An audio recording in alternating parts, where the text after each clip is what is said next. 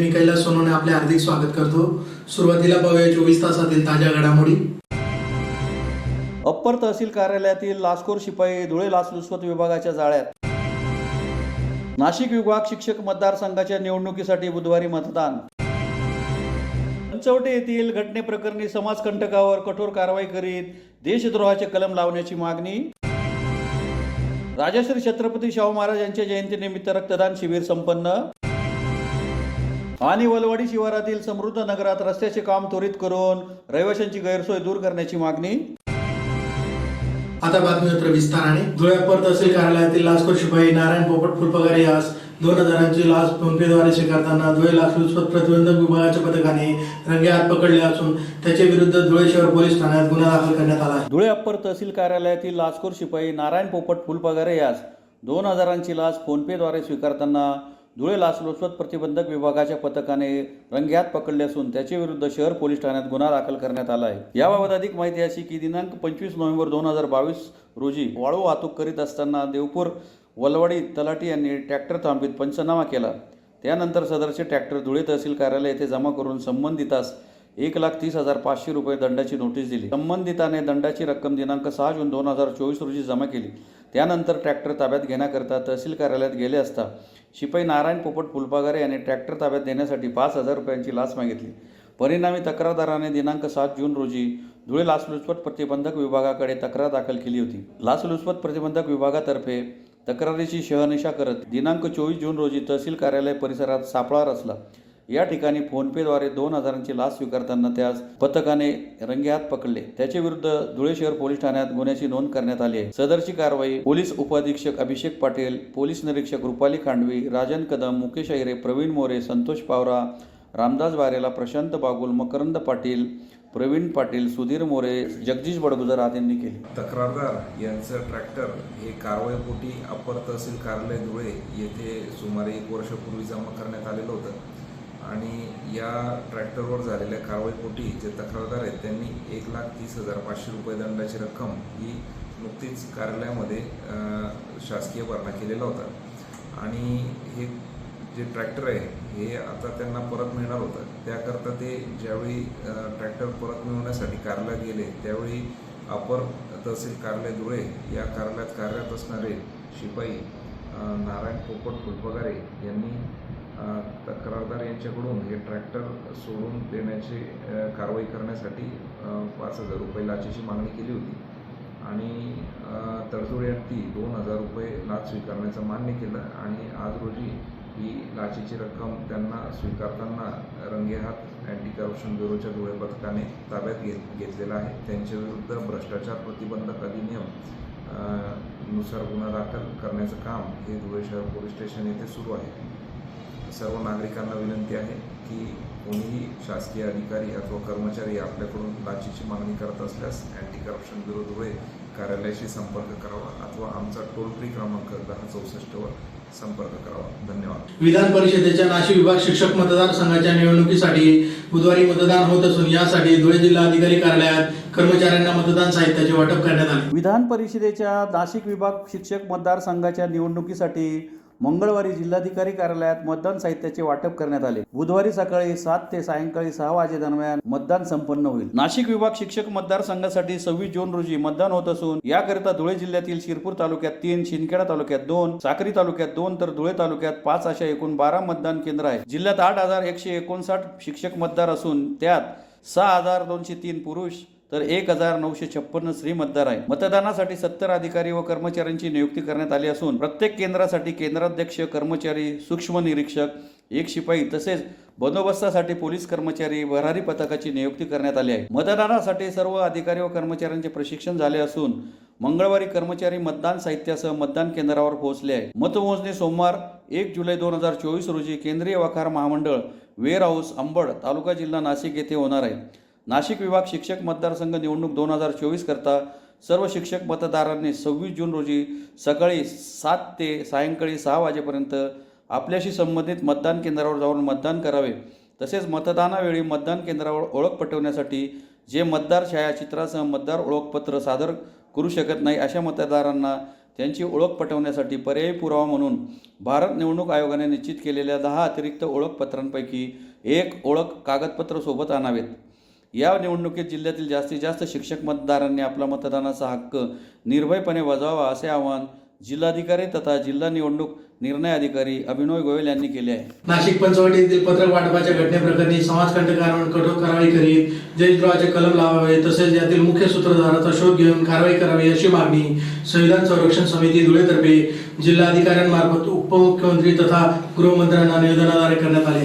नाशिक येथील पंचवटी येथे घडलेल्या घटनेप्रकरणी समाजकंटकावर कठोर कारवाई करीत देशद्रोहाचे कलम लावत यातील मुख्य सूत्रधाराचा शोध घेऊन कारवाई करावी अशी मागणी संविधान संरक्षण समिती धुळेतर्फे जिल्हाधिकाऱ्यांमार्फत उपमुख्यमंत्री तथा गृहमंत्र्यांना निवेदनाद्वारे करण्यात आली आहे. निवेदनात म्हटलं आहे की दिनांक 22 जून रोजी नाशिक शहर काळाराम मंदिर पंचवटी पोलीस ठाणे हद्दीत विश्वरत्न डॉक्टर बाबासाहेब आंबेडकर यांच्या फोटोला ओरखडे मारून दलित आंबेडकरी बौद्ध समाजाबद्दल द्वेषपूर्ण लिखाण करून ते पत्रके जाहीररित्या वाटले. त्यामुळे दलित आंबेडकरी बौद्ध समाजाच्या भावना दुखावून सामाजिक उद्रेक होण्याची शक्यता आहे. फारच संतापाची लाट उसळली आहे. समाजकंटकांचा उद्देश सामाजिक दंगल घडवणे, सामाजिक सलोखा बिघडवणे, कायदा सुव्यवस्था बिघडवून अशांतता निर्माण करून देशहिताला बाधा आणण्याचा आहे. समाजकंटक हा कोणत्याही जाती धर्माचा, पंथाचा अथवा राजकीय पक्षाचा असला तरी समाजकंटकाला जात धर्म नसतो. आम्ही त्याचा जाहीर निषेध करत असून त्या समाजकंटकाला जबर शिक्षा होण्यासाठी देशद्रोहाचे कलम लावून केस अंडर ट्रायल ठेवून आरोपी निकाल लागेपर्यंत MCR मध्ये ठेवणे व केसचा कसून तपास करून त्याचा कोणी मुख्य सूत्रधार आहे का हे शोधून त्यावर कडक कारवाई करावी अशी मागणी करण्यात आली आहे. यावेळी हरिश्चंद्र लोंढे, प्रभाकर खंडारे, LR राव, पापालाल पवार, BU वाघ, GD जाधव, बबन वानखेडे, किशोर खैरनार, पोपटराव चौधरी, दीपक सोनवणे, वसंत पाटील, निंबा नेरकर आदी उपस्थित होते. पोलीस स्टेशनच्या हद्दीत एका समाजकंटकाने त्यांचं काय आपसात वैमनस्य होतं अथवा नव्हतं पोलिसांच्या तपासात पुढे निष्पन्न होणार आहे. परंतु दलित, आंबेडकरी, बौद्ध समाजाच्या बद्दल अत्यंत द्वेषपूर्ण, मनुवादी प्रवृत्तीने मनुस्मृतीला प्रेरक असं पत्रक टाईप करून पंचवटी परिसरामध्ये वाटप केलं. त्यामुळे ते पत्रक सोशल मीडियाच्या माध्यमातून संपूर्ण देशभर व्हायरल झालं. त्या दलित, बहुजन, आंबेडकरी समाजाच्या भावनांचा अत्यंत उद्रेक होऊन जागोजागी त्याचा निषेध व्यक्त करतायत.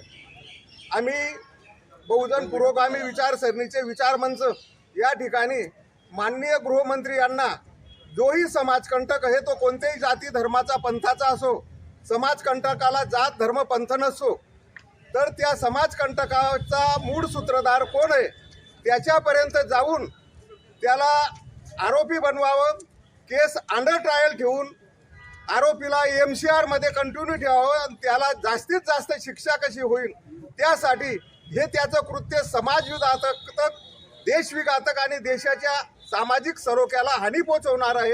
म्हणून त्याच्यावर देशद्रोहाचा गुन्हा दाखल करून त्याला जास्तीत जास्त शिक्षा होण्यासाठी पोलीस प्रशासनाला माननीय गृहमंत्री यांनी आदेशित करावे. म्हणून आमचं पुरोगामी विचार मंचचं हे आज माननीय जिल्हाधिकारी मार्फत निवेदन देण्यास आम्ही उपस्थित आहोत.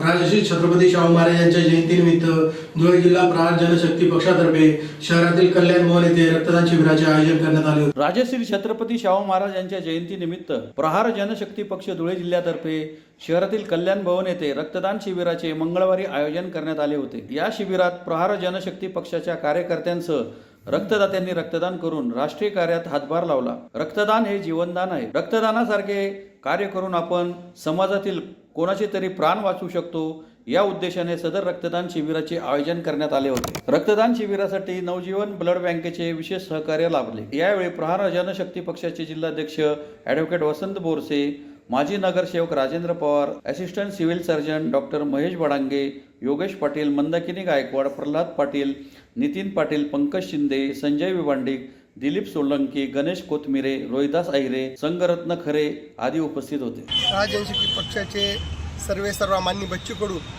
यांनी पूर्ण महाराष्ट्रावर आपल्याला रक्तदान कसं करता येईल या जाणीवेतून महापुरुषांना वंदन करून रक्तदानाचं शिबिर प्रत्येक जिल्ह्यात आयोजित करण्याचं आवाहन केलेले आहे. त्या निमित्ताने आम्ही आज शाहू महाराज यांच्या जयंतीचं औचित्य साधून प्रहार जनशक्ती पक्षातर्फे रक्तदान करीत आहोत. आमचे प्रहारचे जे कार्यकर्ते ते आणि इतर सामाजिक कार्यकर्ते आम्ही सर्व एकत्र येऊन हे रक्तदान शिबिरांचं आयोजन केलेले आहे. शाहू महाराजांचा इतिहास सांगणे एवढे आम्ही मोठे नाहीत, पण त्यांना अभिवादन करून आज त्यांच्या जयंतीनिमित्तही प्रहार जनशक्ती पक्षातर्फे रक्तदान शिबिर आयोजित केलेले आहे. कारण मतदान झाल्यानंतर सगळ्यांनी मतपेटीत आपलं मत टाकलेले आहे, पण महाराष्ट्रातल्या सगळ्या रक्तपेढ्यांमध्ये रक्ताचा तुटवडा झालेला आहे. ते तुटवडा भरून काढण्यासाठी सर्वांनी एक सामाजिक बांधिलकी म्हणून रक्तदान शिबिरात येऊन रक्तदान करायला पाहिजे आणि पेढ्या कशा भरल्या जातील ही जाणीव ठेवून आम्ही महाराष्ट्रभर प्रहार जनशक्ती पक्षाच्या माध्यमातून रक्तदान शिबिर घेतो आहे. तर आज प्रहार जनशक्ती पक्षाच्या माध्यमातून आम्ही रक्तदान शिबिर शाहू महाराजांचं जयंतीचं औचित्य साधून घेत आहोत आणि इतर कार्यकर्ते सामाजिक कार्यकर्त्यांनी आमच्या प्रहारच्या माध्यमातून आजचा हा कार्यक्रम आम्ही आज इथे पार पाडतो. धुळे शहरातील वलवाडी शिवारातील समृद्ध नगरात रस्त्याचे काम त्वरित करून गैरसोय दूर करावी अशी मागणी रहिवाशांतर्फे मनपा आयुक्तांना निवेदनाद्वारे करण्यात आली. धुळे शहरातील वलवाडी शिवारातील समृद्ध नगरात रस्त्याचे काम त्वरित करून गैरसोय दूर करावी अशी मागणी रहिवाशांतर्फे मनपा आयुक्तांना निवेदनाद्वारे करण्यात आली आहे. निवेदनात म्हटले आहे की आम्ही समृद्ध नगर नकाने रोड वलवाडी शिवार येथील सुमारे 10 ते 15 वर्षापासून रहिवासी आहोत. आमच्या समृद्ध नगरमध्ये गेल्या वर्षापर्यंत एकदाही रस्त्याचे काम झालेले नव्हते. समृद्ध नगरच्या पूर्व पश्चिममुखी घरांच्या 4 रांगा असून 2 रस्ते आहेत. त्यातून पूर्वेकडील गल्लीतील रस्त्यावर गेल्या वर्षात डांबरीकरण झालेले आहे. पश्चिमेकडील गल्लीतील यावर्षी काँक्रीटीकरणाचा रस्ता मंजूर झालेला आहे असे माहीत झाले, परंतु प्रत्यक्षात अर्ध्या गल्लीच्याच रस्त्यावर म्हणजे 255 मीटर लांब व 6 मीटर रुंद इतकाच रस्ता मंजूर होऊन प्रत्यक्ष कामास सुरुवात झालेली आहे. परंतु 112 मीटर लांबीच्या रस्त्याचे काम आजपर्यंत झालेले नाही. तरी कोणत्या ना कोणत्या निधीतून तात्काळ सदरचा रस्ता मंजूर करून मिळावा, कारण पावसाळ्यात आमच्या घरापर्यंत जाण्या येण्यास प्रचंड हाल होत आहेत. तरी रहिवाशांची गैरसोय टाळावी अशी मागणी करण्यात आली आहे. यावेळी प्राध्यापक प्रवीण सोनवणे, सोनाली सोनवणे, मीनाबाई जैन, प्रीती जावरे, शीतल अग्रवाल, चंद्रकला जैन, मंदाकिनी पाटील, सुनील जावरे आदी उपस्थित होते. रामलाल नंदलाल जैन, समृद्ध नगर नकाने रोड देवपूर धुळे. आम्ही समृद्ध नगरमध्ये 10-12 वर्षापासून राहत आहोत. रस्ता तिथे अजून झालेला नाही आहे. आत्ता बाकीचा रस्ता मंजूर झाला. आमच्याकडे पावसाळ्यामध्ये खूप अडचण येते. मी अपंग माणूस असून माझी गाडी 2-3 वेळा पलटी मारता बसली. वयोवृद्ध लोकांना पावसाळा आल्यावर पायी चालणंही मुश्किल होतं. तरी आज आम्ही आयुक्त मॅडमांना निवेदन द्यायला आलो होतो की आमची समस्या तेवढी विचाराधीन ठेवून ती समस्या लवकर सोडवली तर सगळ्या नागरिकांचा, वयोवृद्ध लोकांचा व इतरांची समस्या सुटेल ही अपेक्षा आम्ही ठेवून आज निवेदन द्यायला आलो. पुन्हा एक नजर ठळक घडामोडींवर. अप्पर तहसील कार्यालयातील लाचखोर शिपाई धुळे लाचलुचपत विभागाच्या जाळ्यात. नाशिक विभाग शिक्षक मतदारसंघाच्या निवडणुकीसाठी बुधवारी मतदान. पंचवटे येथील घटनेप्रकरणी समाजकंटकावर कठोर कारवाई करीत देशद्रोहाचे कलम लावण्याची मागणी. राजश्री छत्रपती शाहू महाराज यांच्या जयंतीनिमित्त रक्तदान शिबिर संपन्न. आणि वलवाडी शिवारातील समृद्ध नगरात रस्त्याचे काम त्वरित करून रहिवाशांची गैरसोय दूर करण्याची मागणी. याचबरोबर श्रीराम टाइम न्यूजचे बातमीपत्र संपले. दिवसभरातील ताज्या घडामोडींसाठी पाहत राहा श्रीराम टाइम न्यूज. व्हिडिओ पुढील प्रसारणात. तोपर्यंत नमस्कार.